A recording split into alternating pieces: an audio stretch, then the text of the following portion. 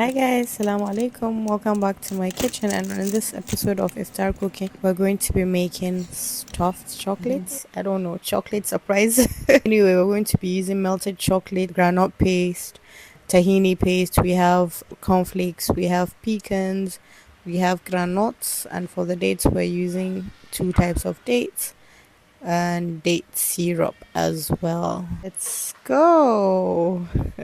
So I'm using foil, but you can use parchment paper. You're going to put your chocolate nuts of choice. I'm using pecan, now our groundnut paste, next our date syrup, then our dates. So you cover it up and then you fill the rest.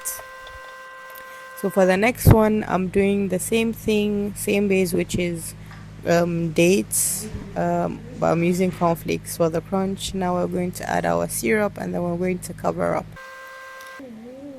Like I mentioned earlier, if you don't have these nuts, you can use any nuts that you have, but just use dates. Yeah. So for the next one, I'm going to be using dates as well, but with walnuts. So you can just cover it up. If you want, you can make bars instead of buttons.